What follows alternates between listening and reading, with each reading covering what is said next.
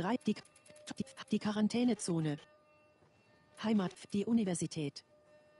Tommys Stadt. Die Vororte. Pittsburgh. Die Quarantänezone. Heimatstadt. 20 Jahre später. Dauer 5.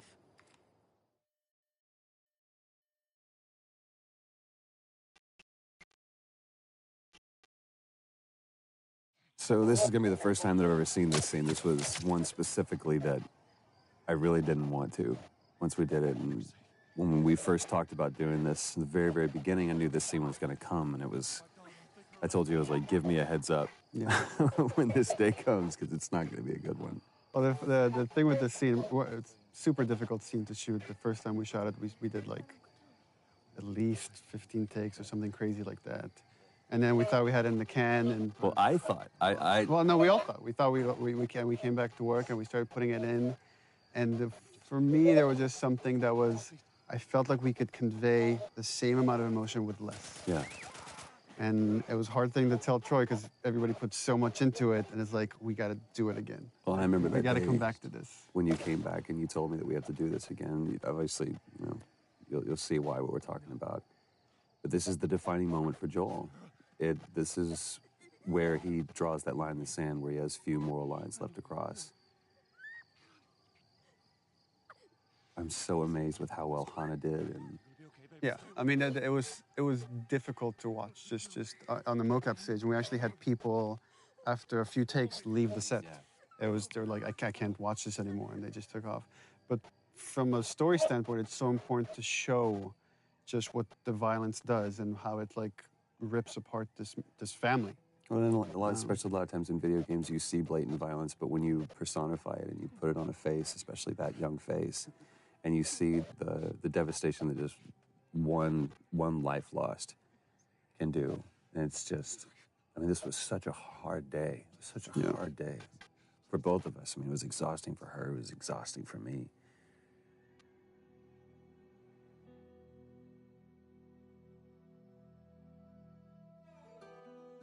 So the opening credits, the thing with the opening, initially we didn't want to do opening credits, we didn't even have the idea for this, but the jump felt too sudden to go from Sarah dying to then 20 years later. And making up. We found that when people watch it in succession, they're not paying attention when we start introducing Tess in the world because they're still recovering from Sarah dying. So we're like, okay, well, let's have this opening sequence that can kind of help bridge the gap. And just had the idea of just seeing this time-lapse video of fungus growing, because so much of the disease and the outbreak is based on this cordyceps fungus that's spread through spores.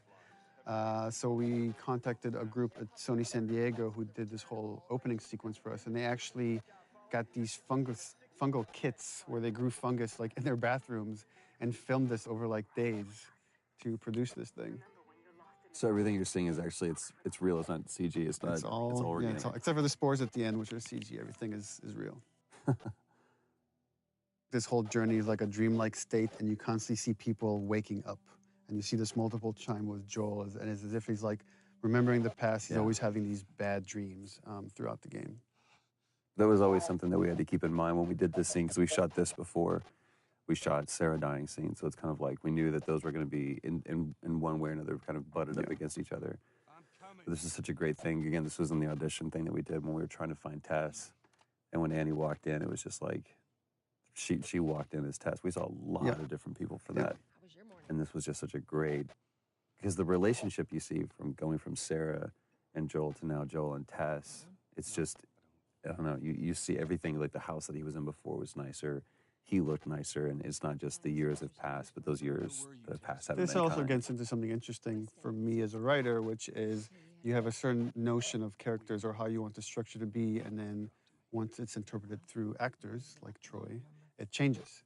Like I've always imagined as Joel doesn't really care for Tess. He's completely shut down, and Troy treated it differently, which is I think he really cares for Tess, and even though he might not show it, and we just kind of embrace that.